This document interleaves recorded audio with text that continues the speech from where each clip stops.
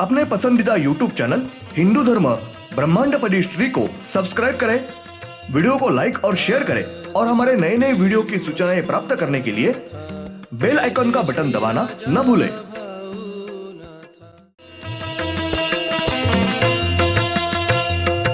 आरती सप्रेम मस्को बाना था, जय जय श्री राजा भाऊनाथा। ॐ भूर्भुर्गव आदिशक्ति ब्रह्माण्डच्च दिव्यशक्ति प्राप्त्यर्थच्च परमेश्वराय नमेन गायत्रीयं कालभैरव दिव्यशक्ति नमो शिवाय। ब्रह्मांडपदी श्री सप्तशक्ती महाग्रंथ, ब्रह्मांडपदी श्री सप्तशक्ती महापंथ। सत्य हाच धर्म, जसा खवळलेला समुद्र, जसा पूर्ण आकाश, जसा सूर्य, तसा मी। शिवोहम। पिछले यानी भाग 113 में हमने देखा फिर से वो ज्योति बाहर निकली और उस ज्योति ने उस पेड़ को दाईं ओर से बाहर परिक्रमा पूरी की है। पेड़ को 12 परिक्रमा लगाने का कारण ब्रह्मांड में की सब वनस्पतियां इनकी साल भर यानी 12 महीने वनस्पतियों की पेड़ों की निर्मित होती रही, इसलिए पेड़ को दाईं ओर से 12 परिक्रमा पूरी की है। दिव्य तेजस्वी ज्योति यह सूरजमुखी से बाहर निकलने के बाद मूल सूर्य के ऊपर फिर से जाकर रुकी।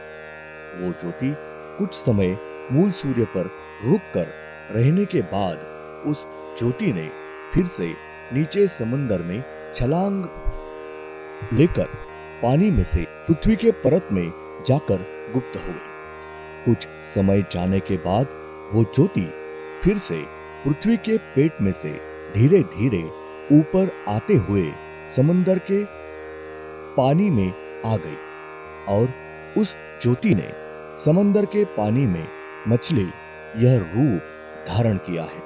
उस ज्योति की पानी में मछली तैयार होने के बाद वो मछली धीरे धीरे समंदर के पानी में बढ़ने लगी और उस मछली का पूरा विकास होने के बाद वो मछली पानी में हर तरफ भ्रमण करने लगी।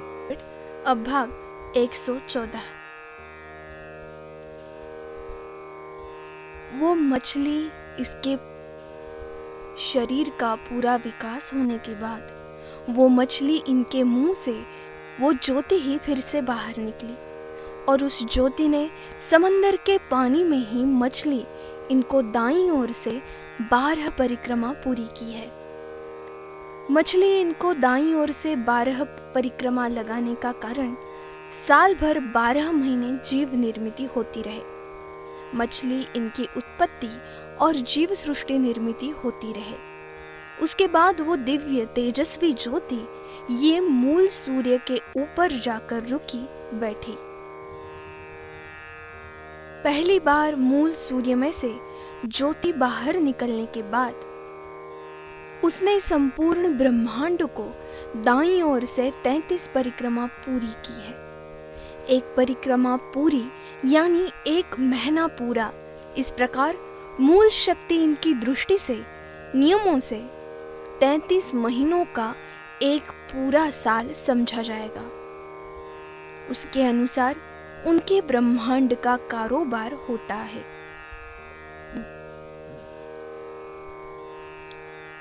दूसरी बार उस ज्योति ने मूल सूर्य इनको 365 परिक्रमा पूरी की है।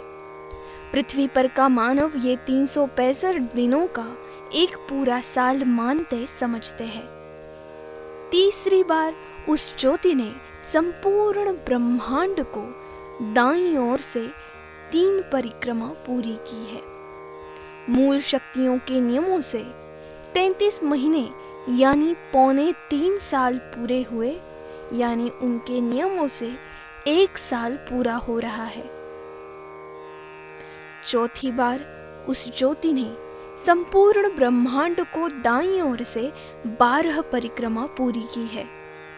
पृथ्वी पर के मानवों के 12 महीनों का 1 साल पूरा होता है। 5वीं बार सूरजमुखी पेड़ को दाईं ओर से 12 परिक्रमाएं पूरी की है।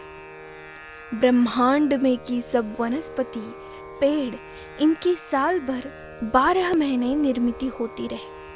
6वीं बार उस ज्योति ने मछली इनको दाईं ओर से 12 परिक्रमा पूरी की है।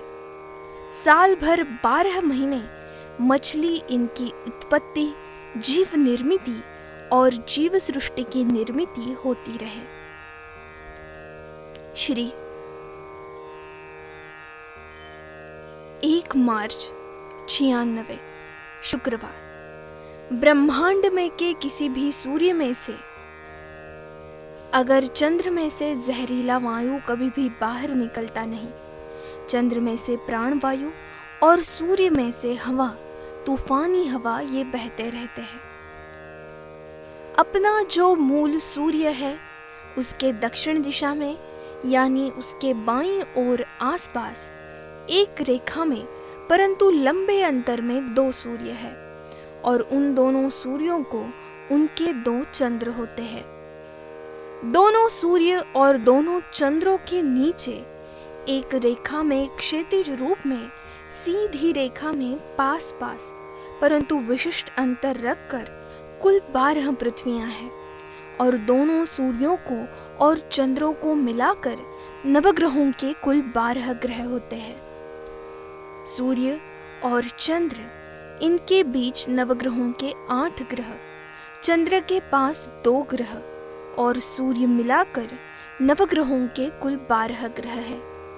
नवग्रहों की 9 देवते नवग्रहों के ग्रह पर है और नवग्रहों के सब 12 ग्रहों के ऊपर मूल 12 ज्योतिर्लिंग देवतों के हर एक ग्रह के ऊपर एक एक मूल देवतों का निवास है।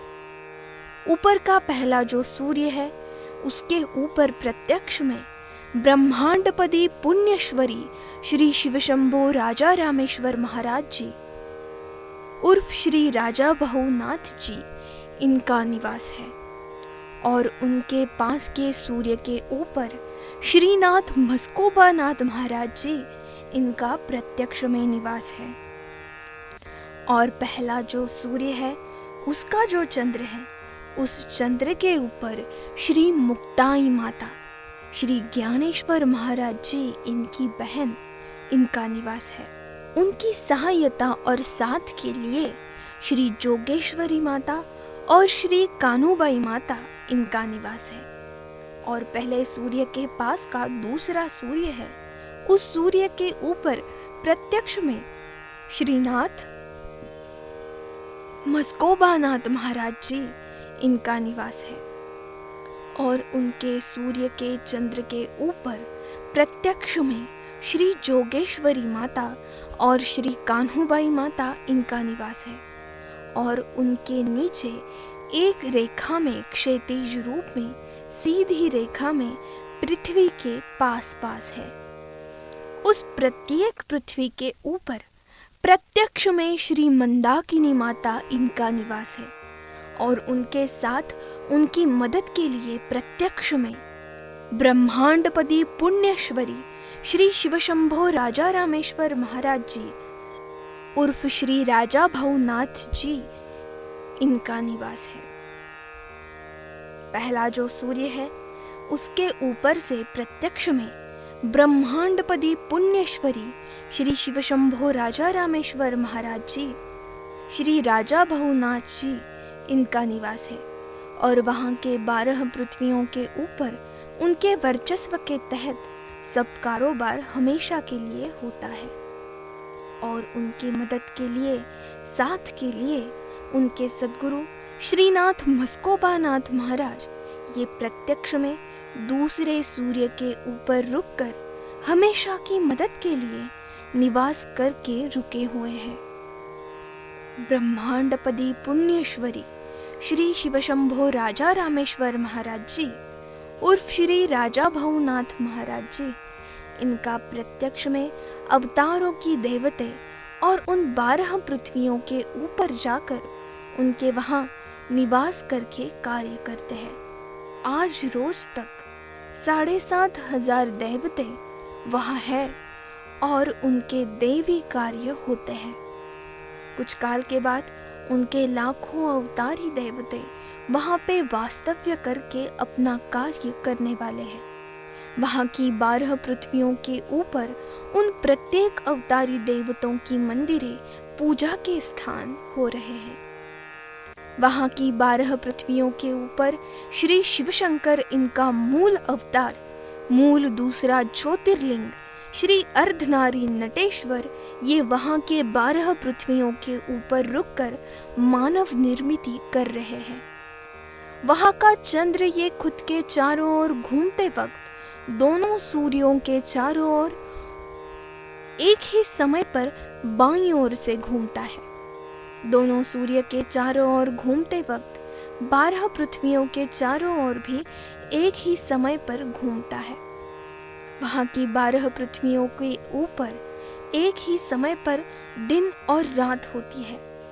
वहाँ पे भी 12 घंटों का दिन और 12 घंटों की रात होती है। वहाँ की 12 पृथ्वियों के ऊपर बड़े बड़े पहाड़ हैं। 12 पृथ्वियों के ऊपर बारिश हो रही है। वहाँ की 12 पृथ्वियों के ऊपर समंदर है और नदियाँ हैं। हमने अलग दक्षिण की तरफ मुंह किया तो अपने दाईं ओर के 6 पृथ्वियों के ऊपर समंदर का पानी खारा है और बाईं ओर के 6 पृथ्वियों के ऊपर समंदर का पानी मीठा है, परंतु वहाँ 12 पृथ्वियों पर के समंदर का पानी खारा और मीठा पानी ये पीने के योग्य है। धन्यवाद। अगले यानी भाग 115 में हम देखेंगे। परंतु वहाँ के पृथ्वियों के नदियों का पानी ये पीने के लिए योग्य नहीं है, क्योंकि वहाँ की सब नदियाँ तेल की है, यानी वहाँ की सब नदियाँ तेल की है। सब नदियाँ ये बहती है, वो नदियाँ वहाँ की समंदर को नहीं मिलती है। उन नदियों का तेल ये फिर से जमीन में ही चला जाता है।